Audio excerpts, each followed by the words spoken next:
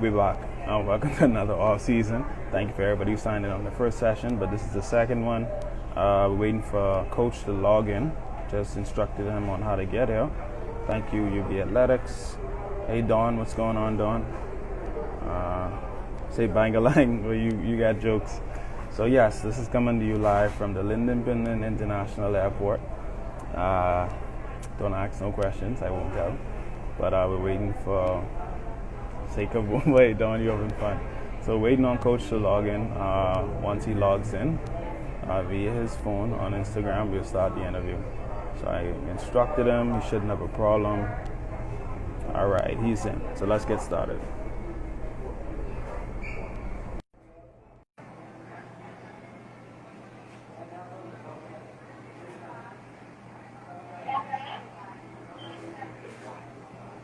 A pleasant good day, sir. We finally here. Yeah, don't tell him it's me though. Tell him it's you. It's all me. It's always me. Every show is be me, man. Every show is be me. So without further ado, we'll get started. I don't want to waste any time. Thank you for being here for all season. As you can see, anybody who's traveled a lot know where he is. Don't ask no questions, I won't tell. But gotta bring mingos around the world. You can't just stay one place. You gotta zoom, But Coach, Yes, first sir. question. You've been rebuilding this year. What important lessons have you learned during this process of rebuilding? And how is your rebuilding being affected by COVID-19 lockdown? Well, I guess first of all, COVID-19 didn't allow us to finish the process, but we've had some success in the past, and this season being a rebuild season tested our character because after you win, there's a belief that you'll always win. The challenge is to how do you get back there, and what do you do even if you don't have all of the pieces of the puzzle. And we limped through this particular season, but with COVID and recruiting, if we get what we're looking for, we should actually have a pretty dynamic team coming into the next season. So I'm very excited about that possibility. Excellent. So with that being said, my second question is, you talked about coming from a streak of winning, and that was about in 2018 that our soccer team went undefeated, was a part of the championship team. Talk about what it took to get there. I think a lot of people don't understand the history of soccer and of the Caribs going into Mingos. So can you talk about the process of getting to that championship status in 2018? First thing we had to do is we had to change the dynamic. We had a soccer team, and when I met the team, we were, I would like to say, we were on a struggling leg. And the first thing we did was we changed when we trained. We moved from training in the middle of the day to the first thing in the morning, first energy. And then we began to believe that first energy was important, and we adapted a very simple slogan, which was hard work and dedication. And we got dedicated to being out there 5 o'clock in the morning and putting in what was required. And the first opportunity produced us a shield championship, which was the B division. And then we followed that up the following season, winning everything. And, that really was, like I said, it wasn't necessarily about talent and anything else. It was hard work and dedication. We had guys who got in there and did what it took to win. Okay, so was that your first year as coach too? My first year we won the Shield. The second year we won the men's championship, and last full season we finished fourth. Okay, so how was the pressure of coming back from undefeated championship in 2018-19 to that season? I won't describe it. I don't want to be insulting, but anything less than championship was like yeah. I mean, the pressure is there as always to win, but this is a program that's still very much in the development stage. So it's also more, if I may say so, more specifically about developing the brand Mingos and the quality of Mingos, and getting people to want to be a part of Mingos, whether they're alumni or they're current students. So yes, winning is important, and it has its pressures, but there's also an understanding that we're still very much a developmental program. I mean, in the sense that I don't get like some of my colleagues in the U.S. I don't get a couple $1 million budget to go out and recruit players. And we're trying to change the image that Mingo is your last option. We'd like to move Mingos up as one of your considered options. So we're developing, and winning helps that because everyone wants to win. Everyone wants to be a champion, and the more we can win, the more attractive we become to future Mingos. I do agree, Coach. With that being said, you talk about recruitment a lot. Of course, we know now the head coaches fly off to Northern Bahamas. How have you, in your experience, how have you seen the Northern Bahamas talent grown over the years? Like, we just did an interview with Marlon, who spoke about coming from Grand Bahama and his journey. Are you seeing that as the new norm that we go to Northern Bahamas to find talent? Yeah, we've made that a big part of our diet, and I have to thank the vision of the coach who was in place before me, Coach TV Ballard, and athletic director Kim Rowland, seeing Grand Bahama or seeing the Bahamas, quite frankly, as one unit. We've reached out to Grand Bahama, and Grand Bahama has been an important part of our success over the last couple of years. Our captain this year was from Grand Bahama, and Grand Bahama is featured in a number of roles during the tender I've had, from the likes of Marlon up to a couple of young men that are looking to come in this year, Thaddeus, Justin, Anton. So Grand Bahama is a part of, I should say, Team UB. And we hope perhaps Abaco and other islands, as football is developing, we can get out there and get more and more young Bahamians into the capital playing football for UB. So, yeah, Grand Bahama is very important. And this year's recruitment has, I mean, as bad as COVID has been, it's actually provided us with an opportunity because, there's going to be some challenges. Some folks who were basically straight to go off to U.S. colleges, unfortunately, one parent may have lost a job, and, all of a sudden UB becomes, we're going to look at UB.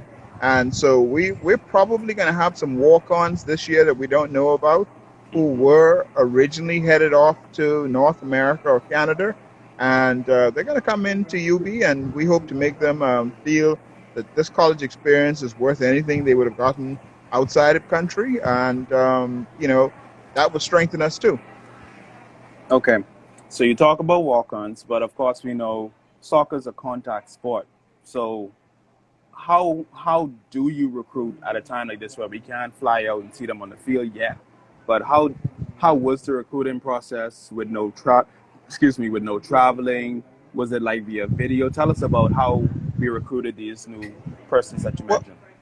Well, Grand Bahama, we actually went out in January, so we actually beat COVID. So we did have a full camp in Grand Bahama, and we're looking at six individuals to have an opportunity to come to the university.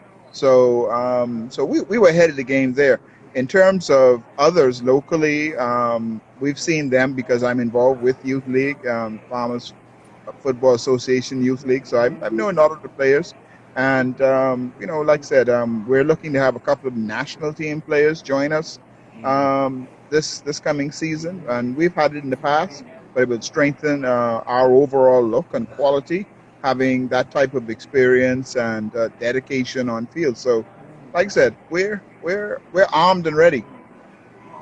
But that being said, and this new norm, how can anybody who is a prospect, anybody who's thinking of coming to UB, how can they get I would say, their resume or their training videos to you? What's the best way for recruitment? Well, yeah.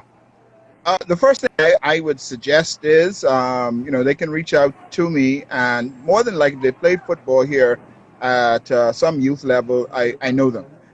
Secondly, I'd like to suggest that, you reach out to athletic director Kim Roll and our trainer, Sasha Johnson, because like you said, things the new normal is an expression, but it's an actual fact because our training process is changing. In fact, this morning we guys who are returning and prospective, they're on a Zoom cardio workout with our trainer, Sasha Johnson. So we're trying to get you fit using technology, and Sasha's carrying them through a very rigorous routine that has a lot of elements important for soccer: explosiveness, strength, cardio, plyometrics, what have you, without us getting together. Once we are able to receive go ahead from the competent authority, and I think because I'm also with the federation, they're looking at I guess, stage one opening, which would take place as of July 6th. But the college, or the university, has actually put in play its phases as to how we come back, and so we're working through our phases. And anyone who's interested, like I said, if you get in contact with myself or our trainer, we'll find a way to take a look at what your physical condition are, obviously your skill sets, and one-on-one training. Well, when I say one-on-one, not we're looking at not having more than 10 train at a time. So if I have to come out and look at a group of 5 or 6 people, that's fine. I will practice established covert protocol, and so with the players, and we'll go through a session and see what quality is there. So we're we're following best practices of universities in North America, because I talk to coaches over there. They're going through the same thing, and so it's not going to be any different here. So I want to know, this is you're going into your fourth year as head coach of our soccer team, and jokingly, I could say you're a man full of jokes. I remember when Julio got injured and started graduating, he was like, "I quit," and I was like, "What, coach?" And of course, it ended up being a big joke, right? But with that in mind, what has been the most satisfying thing for you over this time so far, and also what do you have a strong yearning to do? Most satisfying thing, Ren, has been seeing young men graduate. The championships are nice, but first and foremost, and I don't want to sound static about this, but this is a university, and we want to see young men and young ladies graduate and become strong leaders and builders in our community, and give back to the university and the alumni, and to keep developing brands like Mingos and what have you. So um, every every year one of my players graduates, and you had Marlon on the other day. Was super proud of the effort Marlon put forward when he was there. Was a strong leader on squad. You had The Stu, butcher man, the the butcher. butcher, yeah, appropriately named. You had Stu on. Stu was an offensive leader on squad. He was a student leader for student government, and he's in Barcelona. Continuing his journey, and we had also another young man who, when I met, I really didn't see him as a soccer player, but he brought work and effort to the field, and he took it to the classroom, and that was Richard, Dr. Lee Richard, and he finished, if I'm correct, the top student of his. I think he was valedictorian, if I'm He correct. was, yeah, he was. Yeah. So and he was a soccer player, and I'm proud of if you ask me, what do I remember most? I remember being able to have some eager young men get up out of bed 5 o'clock in the morning, and under the discipline of soccer, develop into excellent students. So to Butcher and to Stu and to Richard and others, job well done. And I look forward to Piggy graduating, and looking for Denzel. That's what it's all about. And I want to ask, what you mentioned in Piggy. Piggy mentioned how he came in as a freshman, and at that time, he mentored under Julio and gave great credit. And anybody can go back to that video as well. Gave great credit to Julio on his leadership. How has the passing of the baton of leadership in co-captains and captains on the soccer team been? And has there what are some of the pros and cons of, I guess, losing some of that leadership? Well, Julio had the exposure to national teams in two particular elements of football, and that is grass, and he also had it on beach. So Hmm. he had I'd like to say he had a stronger leadership role in developing, because when Julio was there, we were coming back out of the ground, so to speak. We had a solid team.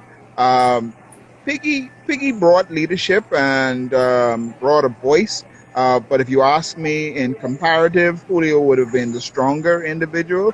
And I do believe, this opportunity to lead will cause Piggy to develop his leadership and grow even stronger, because, nobody gives you an exact manual on leadership, and you're dealing with personalities and what have you. Guys were in awe, I would say, of Julio in a way, whereas Piggy's one of our boys, so he caught a little more free from them. But he did his best, and we're looking obviously towards new leadership this year, and guys who are showing up to the training and participating in Zoom, and establishing themselves as leaders. I'm keeping an eye on. And leadership is not a band. Captain is not a band. Captain is or leadership is an attitude. It's the guy who is the coach when the coach is not there. All right. So I hold a very high standard for my leaders, and I expect them to demonstrate the qualities that I ask of them and that I portray myself. So my leader can't be disorganized, can't show up to training forgetting stuff, can't show up late, cannot show up, if you get what I'm saying. Right. Because the coaches don't do those things. Understood. My next question, actually, we have a question by the AD. Who are you looking for to share the step up in that leadership role of captain, or just leaders? I've got two, and this can put a little pressure on the two of them. I've got two that I'm looking towards right now. One is strangely enough out of Grand Bahama again, and that's Kino. And Kino was strong in defense for me this present season, and he's exhibited some qualities. Still need to sharpen up a little bit. And the other person is Oakland, another quiet leader type. Now, like Oakland would tell you, I gonna tell him, you got to get organized. Oakland is forgetful, and that's not acceptable to me. Right. But those are two of the individuals, and then, in all fairness, there is also a couple of prospects that could perhaps, quite frankly, push the two of them aside based on when we get back to camp, and what I see you bring into field. Work ethic is big with me. Okay. And I ask, and I want to question on that. Was Julio in his first year? Is he one of those examples of somebody who just stepped up to the role without question? Um, yeah. When I came in, we had I guess we had a lot of pieces of the puzzle on the ground. There are people I knew, like Eric Carroll, another national team goalkeeper. I knew Stu and others, and as we started to get into training, you start to see people, leaders emerge. Let me just say that straight up. All Hmm. right, they don't come and ask the coach, or can I be captain? No, no, they lead. They do the work, and Julio was leading from the front. And he was putting in the work, and he was giving more than the work, and that was what is required for a leader. There was a time too. I'd say very much Piggy was in that set. He stepped up. He was leading, and leaders lead from the front. Hmm. That's respectable. My next question now dives back into the past and it gets more personal with you. Where did this passion for coaching? Of course, anybody who doesn't know, you've coached national team, you've commissioned, um, you've done so much for soccer. But where did this start? This passion for coaching? Um, Ironically, it didn't start in soccer. It started with golf. I used to be chairman. I used to be chairman of the golf federation, and I worked with the junior golf program. In fact, one of my I guess students is now a strong leader and teacher in the field of golf, and that's Georgette Roll. I had a little role in coaching her when she was a junior golfer. So my soccer training began because I was big in golf at the time, and I was big in golf at the time, and I guess my kids didn't see me enough, and they wanted to come into soccer. And my wife was now like, okay, you know what? You had all your fun. Your boys into soccer. You played soccer before. Time for dad and lad time, and not just show up at the golf course. So I showed up, in all fairness, to drop my sons off to a soccer camp, and realized very quickly, wait a minute, this is not a team I played with. This Bears, and Fred Lunn and Anton Seeley and Larry Mins and Stan Darvel. This was the arch enemies for all intents and purposes. Right, Uh, right. but but my kids went to QC, and this is where they trained. And long story made short, Fred Lunn swung me into coaching soccer, and that's almost 20 years ago. And I wanna, when you say swing you into it, how did the great Kim Roll convince you to become the head coach of the Mingos? Well, we got Mingo blood. It wasn't Mingo, it's carrot blood flowing through us. And Stevie Bellot, who sat in this chair before me, had walked up to me, and also my assistant coach and Stevie's assistant coach at the time, Harvey Mullins, had kind of softly approached me, and I was like, so wait, why, Harvey, why you ain't doing it? And long story made short, my approach to coaching has always been my my coach my approach to coaching has always been one that's very simple. And when you say how Miss Rose swing me in, Thank I you. said You know, I, swing I thing.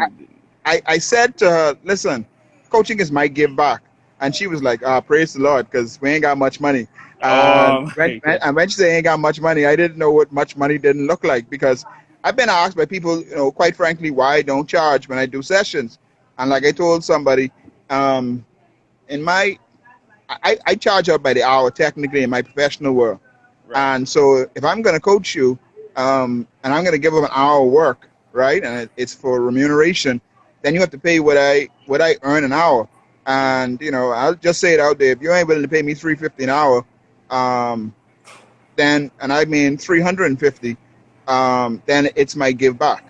Okay, so when I take an hour off from work, that's roughly what I'm earning. So this might give back, and I'm a strong believer in people who've poured into me as mentors, and made it possible for me to get to where I'm at in life.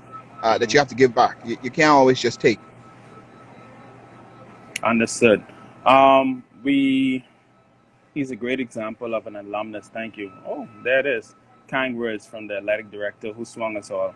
But Thank you. at this time, we always like to, and ladies and gentlemen, this is a dynamic interview, but we gotta loosen it up a little with you, Coach. We've had both. Well, Stuart has his, of course, but we've had Marlon address his top five influential players. If you watch this interview, and he mentioned, you said, or somebody said to him that he would never make the 11, and Alex encouraged him. So I'm curious, Coach, in your years of being in soccer, and your Who years would of ne- who seeing, would who wouldn't make the top 11? Marlon mentioned a coach. I'm not saying it's you. He said a Oh, coach said that he oh. would make it, and Alex came back and said, "But you always in my 11," and that was a motivational point for him. But I'm asking now, who would be your top 11 over your 4 years of, I think, comfortably over 100 young men passing through? Uh, Well, it ain't 100 yet. you know, it's No, feel it ain't like it, 100 yet. man. So let me just put on record. I hate the soccer team. I hate doing your posters, and I hate highlighting your players, because every time I go to do it, I'm informed that somebody's no longer a part of the team. And we're gonna get to that in a second. But first, You need to come to me. we gotta Come we to the gotta get source. your top 11, and then we're gonna touch on why. Sure. Wow. Let's see. Um, top 11, and I guess this 11 would be respective of play on field, Hmm. attendance, and attitude at training, And also, again, we're student athletes, so I'm big on you doing a GPA because this may sound arrogant, but I figure if you spend any time around me, you got to be at least a B student. All Hmm. right, and that's just facts. But uh, in goal, I'd probably go with Michael Butler. Michael was with me season before. Hmm. National team beachkeeper, strong goalkeeper, and always brought hard. I mean, he might need some sleep, but he brought hard. Okay. Um, I'm going to say in the right back position, I would probably use someone who is currently playing in the central position for me, but I would probably play him out on the right because he's got the energy and the speed to run up and down, and that would be Oakland Duncan. I Okay. put him in the right back position. One of he always can get the hard work award from me because I'll be frank, he wasn't Mr. Talent, natural talent, but he was Mr. I can show up and I can give you 200% coach, and that would be Duckley Richard. He would be my right center back. Um, my And that's your you know smartest one on the team right there. Eh? That's the smartest yeah one on yeah the yeah team. yeah. No, I had a couple of sharp cookies too, but yes he was. Um, my left center back. And I had him. I had him for 2 seasons, and one season he was. I mean, me and the athletic director sat down, and I was like, "This role, if you don't play, we might as well don't show up." I got a lot of effort out of him the first year. I think he cooled his heels a little bit because he got an injury. Not on soccer. He was a dual athlete, and that would have been Justin. Okay. Justin played left back for me to the point where I remember him crashing into a goal post to stop a goal for me. Whoa. That's the kind of play I like. All right, Okay. bring it. Rough, tough, get it done. Left back would probably be Kevin. Kevin, unfortunately, left us this year too.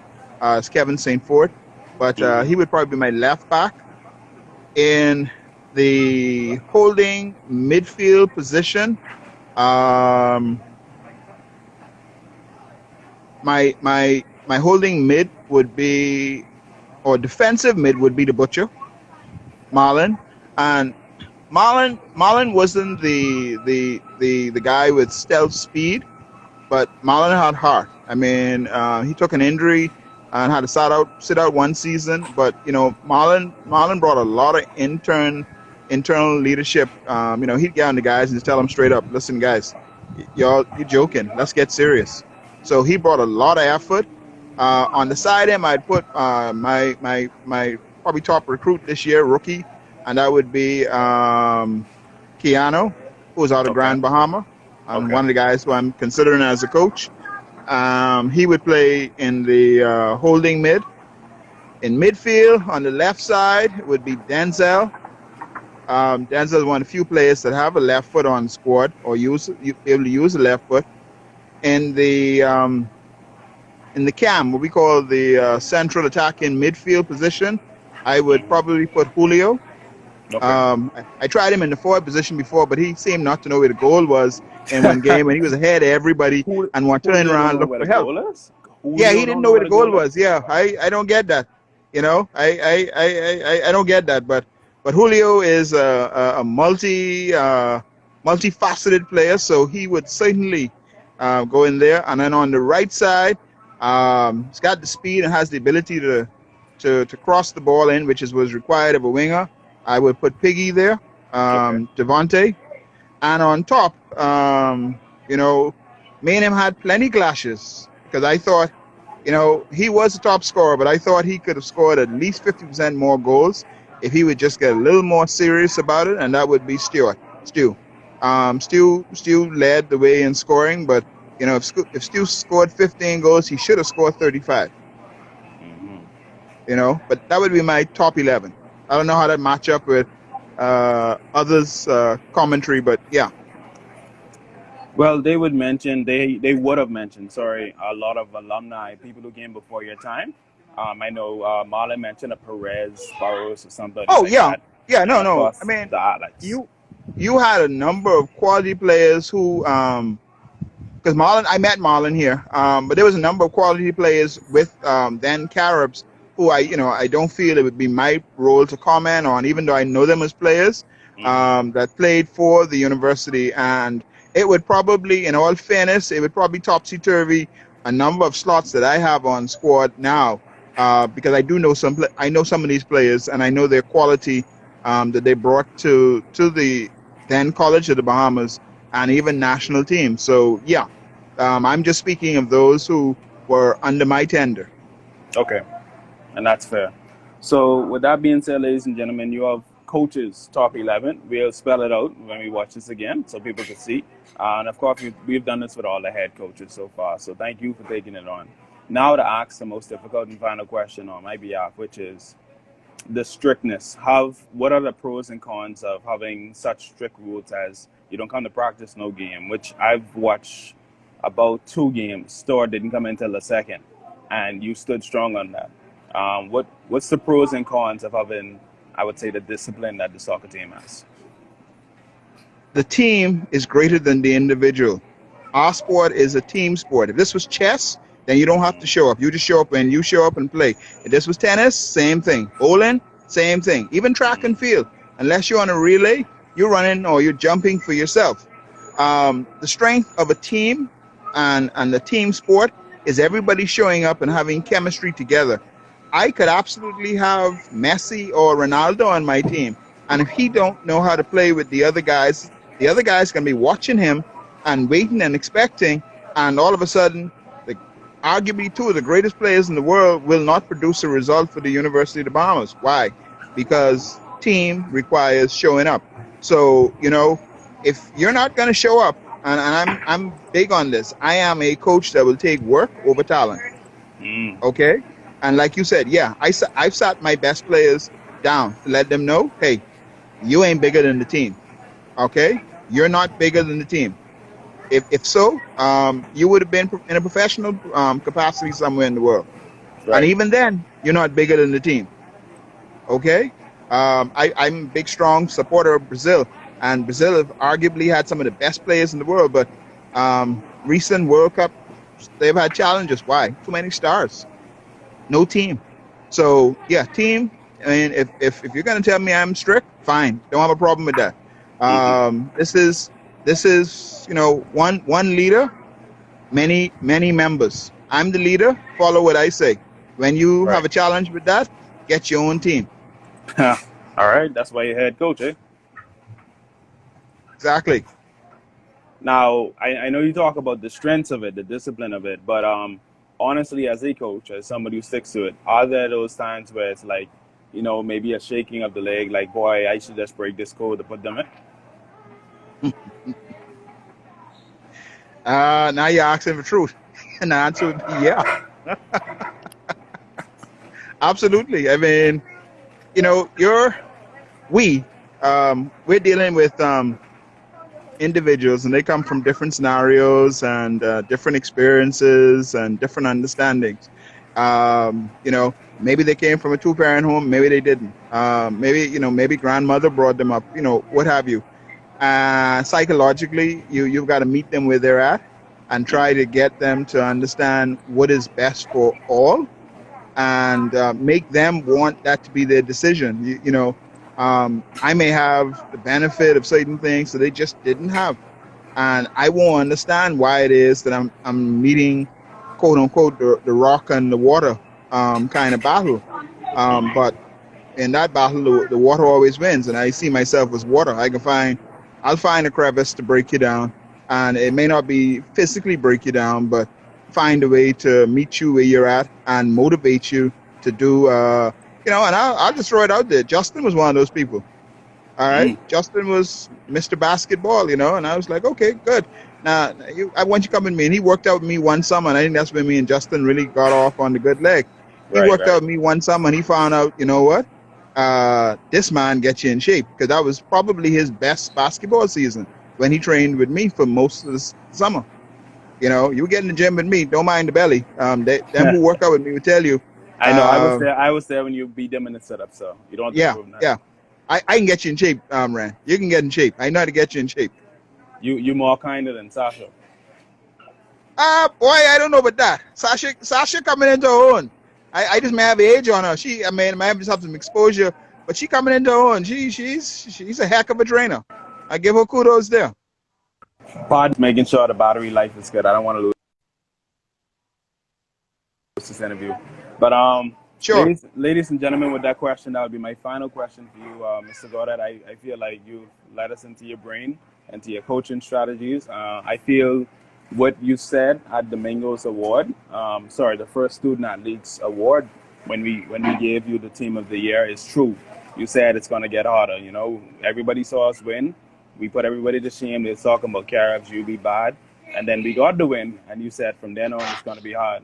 And you've definitely taken on that challenge with flying colors. Top five recruits for the upcoming season. Somebody's asking you. They want you, I guess, to say the top five people who you recently recruited for the Mangos. Who the top The five top people I've five, yeah. recruited? I know you mentioned them early, but somebody's asking the top five recruits that you have this year coming to the program. Let me keep the caps for right now, if you don't mind. Say no more. No, Say that no no, more. I'll just say openly, and I've shared this with the athletic director. If we can get, I mean, and it's a university. First of all, they got to get accepted grade wise, keep the grades up, etc., etc. But if we can get what we're looking at from the recruiting system this season coming in, we could establish. I would like to go on record, like I told the AD when I first came, we can make soccer sexy. We could establish perhaps a dynasty here with the university's football program because we do have some quality young men who are knocking on our door, and we could end up. But like I said, I want to keep that under wraps for right now. That's fine. I can't argue with you on that. Yeah, But I think ultimately, again, I don't have anything to ask. I would dive into your past, but of course, we only have 30 minutes. And I think these recruiting questions were more important at this time. sure. I don't think you're getting left out. You know, I went into Edna pass, every pass. You're coming back. This is show that we started with COVID lockdown, but I don't think this ending. It allows us a chance to get to know every But player, yeah, and this is a historical piece that can never go away. So yeah. we have Mr. Butcher himself asking, how do you plan to address the rapid turnover of players? Well, listen. That actually is the job of coaching. You always can have turnover, and even the big programs have turnover. But the job of a coach is, like I said, to look at the deck of cards that he has, sit there like a poker player, and whether he's got. And let's just, I mean, Marlon could remember this. The very first season, we had, I mean, I just go bail on. We had two players on field. We had a goalkeeper, Julio, and we had Stu up front. And then we had a cast of players who fit in to find a way to make things happen. And that may be my most accomplished season because I think Marlon will tell you, we did not have a football team to earn what we ended up with. Wow. Hard work and dedication got us there. So as a coach, yes, we can have turnover. And I even said it this season. It's my job and the job of any coach to find a way to produce what he or she has.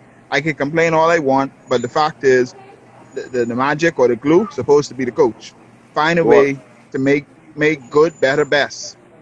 I want to ask a question. I Sure. saw videos on social media and on WhatsApp that first year I watched the soccer program. Was that 4:30 in the morning or 5 o'clock that they were in the parking lot running and doing exercises? I always was curious about that. How early how early you had them up exercising? We train from 5. From 5 in a Yeah, hotel room, just leave from a flight. You go and sleep before yeah, 9, yeah, and you woke them up at 5. Like, hey, let's go. We running around this hotel. yeah. Wow, man. Soccer Yeah. is a see. We get this wrong, and I'll conclude with this. Sports is a discipline. When you go to the Marines, you don't sleep till 8 a.m. in the morning. Mhm. Okay, you go to the Army, same thing. Sports is a discipline. If you interview the greatest of any particular sport when their colleagues were asleep, They was up toiling. They was doing the work. The grind starts first thing. In fact, the grind starts before the sun. There's an African proverb, that speaks about when the sun rises, someone got to be running. You either the gazelle running for your life or the lion running to catch the gazelle so he could preserve his life. But when the sun rises, someone got to be running. And that's the discipline we're in. Sleeping, second energy, middle of the day. No, first energy, first change. Talk to billionaires. Ask them what time they get up. Since everybody always want to be successful, you do the little things unsuccessful people don't do. Unsuccessful people sleep till 8 o'clock. Then they Yeah. struggle to get to work. Successful people, they up from Shout, 4:30. hey, shout out to UB commencement team, my team, OUR. Me and my boy Dion, who came on the show. We went through 3 days of no sleeping. We had to do all the videos and stuff. So But Rand, and I want to say, to you, you've assisted making this brand big. And I know you created it, but I mean, you could have left it there. Okay, oh you're man, I making can't it do big. it. If you could Okay, come back as an alumnus with so much stature, I gotta follow in your shadow, man. I couldn't yeah, let you do that alone. yeah. So, and we together will make this a great brand and Amen. continue it. Amen. Because it won't be, like Blue Devils, Duke, and Gator, Gatorade, Hey, and my whole thing is summer madness, right? And I told this to a few basketball players, and of course, if soccer, if the league ever gets to that point that it's like a battle for Atlantis for soccer, that'll be tremendous. Whenever we have an well, opportunity as an there, institution, as small as there's we an are. alumna who's working on that. Trust me, I All keep that right. on the side too. But there's an alumna who's working diligently towards carrying that to that level. Believe me. Yeah, but my whole Okay. dream, not my dream, my reality is that the players understand whenever we have these opportunities to travel against people who are part of a conference, against D1 divisions, whatever the sport, like track and field. When you beat them, you beat them. Oh It isn't about where's your university. It isn't are they accredited. No, the question is it's almost like when Duke lost to that nobody, and sorry to say it like that, they lost a college I wasn't even following. And it was thankfully it was a Bahamian who made the layup. But even the interview with ESPN, everybody wanted to know how did Duke University lose to that? I want us to be that way. I want us to be the no name, nobody knew we was coming, to feeding people and just walking off. At the end of the day, track and field people, they're going to start looking at our program. We have produced the Ken Munnings, the Kendrick Thompsons, the Amber Forbes, the Tyler Gardners. We have produced people who are topping 5 and 10th out of 40. Eventually, they're going to absolutely. stop. They're going to stop looking at just University of the Bahamas and say, you know what, this is a good program, Yeah. and they're just And going it to send takes people there. yeah. And it So takes humble beginnings to become a mighty force. So, years from now, someone will be talking about Kim Roll and her vision, and they'll be talking about you and your vision. no, And Kim. First, let's start with Kim. Should be nominated for Women's International Award. People, please send in your nominations. The woman she deserve it. she's still alive. That's the problem. She I'll is just so good. openly. She is so good. Let me say no, because my mommy got an award for being a social activist. It's possible, Okay. and Kim younger than her, so she is so good. She got her husband to coach a team, and he didn't want to do it. Well, That's how hold on, desperate. Rand. Dude. Fatherhood talks. I can throw some Fatherhood shade out there, talks. right? Fatherhood I don't talks. know. 6 o'clock tonight. I don't know if you noticed the coaches club really is roll and company, right? Boy, I Because ain't say it. there's Kim Roll, Marcus Roll, Edna Roll, Georgette Roll. I think Shane going to roll soon too. You know what? It's a lot of biases, because there's not only the role factor. There's also the factor of Sasha the Roll. blue. It's a blue organization. I ain't got a Um, problem with the blue. I and ain't it got a problem also with the blue. red. And it also red because you know why? Sasha from Sock, I from Sock, Chris from Sock, Sheen from Sock. We ain't talking that. Oh, we can leave it there. Cause We ain't talking that. where you Yeah. from? We off that. I used to beat y'all up. I used to beat y'all up in soccer. I just say your school. That's all St. I can. John's. Oh, I see the Oh no, we difference? own y'all. You see Ask the difference? ask Said keep Sock. Look at ask my keep chest. Cargill. Look at my I, chest. Sock. I only telling you what I responsible for. Ask Keith Cargill and y'all great basketball player, y'all great basketball coach after Lou was Fly. So and Fly come from St. John's. You know what? Shout outs to Felix Musgrove, the There legend you go. himself. Taught me the Good best man. line ever. I never got in a fight. Felix said, if a man ever want to fight you, pull out a Good stick man. of gum. Pull out a stick of Good gum and give man. it to him and say, hey, have a gum and let's be friends. That's the Yeah, number one line. That, have a Coke and a smile. yeah. So anyway, ladies and gentlemen, that's our off season with head coach of the soccer program, Dion Godet. Of course, we're going through COVID-19. This show is for you to keep in touch with our Mangoes family. Any closing words before we end, Coach? Just like to tell everyone be safe and very excited about coming back to the new normal. And you know, we will pick up the pieces, and there's no success without failure. So COVID was a challenge, and it had its failing points, but we will rise and we will stand strong after this. So thank you Amen. very much. All right, go Mangoes, man. Go Mingos! There you go.